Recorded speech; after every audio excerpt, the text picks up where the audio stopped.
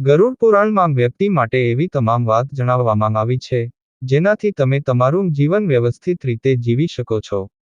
સનાતન ધર્મમાં ઘણા વેદ અને પુરાણોનો ઉલ્લેખ છે. આ વેદો અને પુરાણોમાં લખેલી બધી વાતો માનવ કલ્યાણ માટે કહેવામાં આવી છે. ગરુડ પુરાણને પણ મહાપુરાણની સંજ્ઞા આપવામાં આવી છે.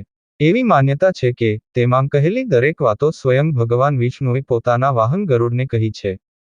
તે વાતોનું વિસ્તારપૂર્વક વર્ણન ગરુડ પુરાણમાં કરવામાં આવ્યું છે. ઘણા લોકોનું માનવું છે કે ગરુડ પુરાણમાં ફક્ત સ્વર્ગ, નર્ક અને મૃત્યુ પછીની સ્થિતિ વિશે કહેલું છે, પરંતુ એવું નથી. ગરુડ પુરાણમાં એવું ઘણું કહેવામાં આવ્યું છે કે જે બધી વાતો લોકોને જીવન જીવવાના ગુણ અને મૂલ્યો જણાવે છે. અહીં તો જીવનમાં સફળ થવું હોય તો જાણી લો આ 5 વાત. જાણવા માટે આ વિડિયો અંત સુધી જરૂર જોજો. 1. ગરુડ પુરાણમાં વ્યક્તિને સ્વસ્થ રહેવાની સલાહ આપવામાં આવી છે. કેમ કે સ્વચ્છતા ન રાખવાથી માતા લક્ષ્મી રિસાઈ જાય છે અને ઘરમાં આર્થિક સંકટ આવે છે. જો આ કથનને વૈજ્ઞાનિક રીતે જોઈએ તો પણ સાચી વાત છે. કારણ કે ગંદી જગ્યા કે ગંદા વાતાવરણમાં રહેવાથી વ્યક્તિને બીમારીઓ ઘેરી લે છે.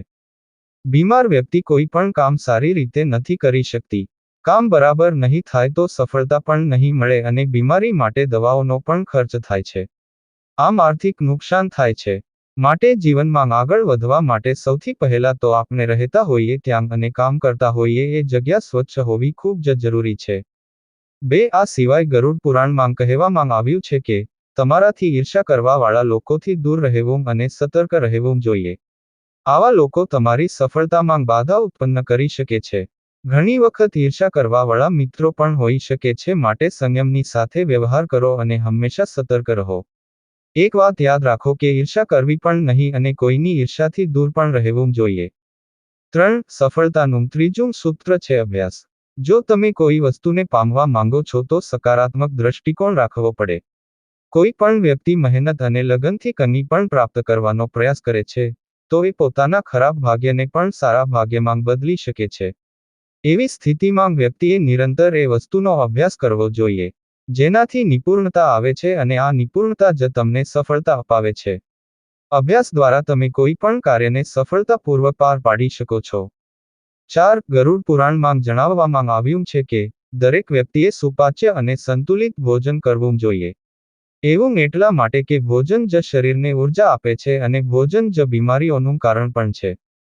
જો તમે સંયમિત રીતે ભોજન નહીં કરો તો બીમારીઓ તમને ઘેરી લેશે અને આ બીમારીઓ તમારી સફળતામાં બાધા બનશે.